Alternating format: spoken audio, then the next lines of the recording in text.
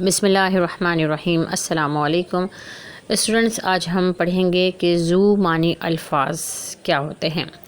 تو ایسے الفاظ جن کے ایک سے زیادہ معنی ہوں ذو معنی الفاظ کہلاتے ہیں۔ کلام میں ایسے الفاظ کے استعمال سے معنی میں پہلوداری پیدا ہو جاتی ہے، یعنی ایک سے زیادہ ڈائمنشنز ہو جاتی ہیں اور اسے ایک کمال سمجھا جاتا ہے۔ اشعار میں ایسے الفاظ کا استعمال صنعت تجنیس کہلاتا ہے۔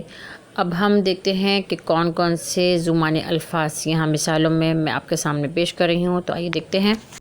پہلی مثال ہے کان۔ تو کان جو ہے دیکھیں سننے کا عضو، ایک میننگ یہ ہے اس کی، اور دوسری معدنیات نکالنے کی جگہ۔ من یعنی کہ جی، دل، قلب، یعنی میرا من نہیں لگ رہا، اور دوسرا جو ورڈ ہے اس کا وزن کی اکائی، جیسے ہم بولتے ہیں 2 من، 3 من، 4 من، تو یہ وزن کی اکائی جو ہے کیا کہلاتی ہے؟ من کہلاتی ہے۔ نیکسٹ ہے دام۔ دام کہتے ہیں ایک قیمت کو کہتے ہیں، مول، نرخ، بھاؤ ایک ہی میننگ ہے۔ دوسرا کہتے ہیں پھندا، جال، دام میں پھنس گیا۔ ٹھیک ہے، بیل یعنی کسی پودے کی بیل وغیرہ، اور ایک جانور کا نام ہے بیل۔ ایک ہار گلے کا ہار ہوتا ہے، اور ایک شکست کو بھی ہار کہتے ہیں۔ عالم دنیا، جہان، اور دوسرا ہوتا ہے عالم حال، اور ایک عالم اسکالر کو بھی کہتے ہیں، یعنی کہ علم والے کو۔ سونا ایک دھات کا نام ہے، اور جاگنے کا متضاد یعنی کہ نیند۔ سنگ، پتھر، ٹھیک ہے، ایک سنگ پتھر کو کہتے ہیں، اور دوسرا سنگ کہتے ہیں ساتھ کو، ٹھیک ہے، رفاقت کو، دوستی کو۔ مانگ، طلب، ضرورت، حاجت، اور سر کے بالوں کی بھی مانگ ہوتی ہے۔ شام، ملک کا نام بھی شام ہوتا ہے، اور وقت کا ایک پہر بھی شام ہے۔ بار یعنی بوجھ، بہت بار محسوس کر رہا ہوں، اور دوسرا ایک ہوتا ہے مرتبہ، دفعہ ہوتا ہے نا، کتنی بار یہ کام کیا، کتنی بار حج کیا، تو اس کو بھی ہم بار کہتے ہیں۔ اس کے علاوہ پروانہ، پروانہ کہتے ہیں پتنگے کو بھی، جو کہ بارش وغیرہ میں آ جاتے ہیں، اور ایک شاہی فرمان اور حکم جو ہوتا ہے اس کو بھی پروانہ کہتے ہیں۔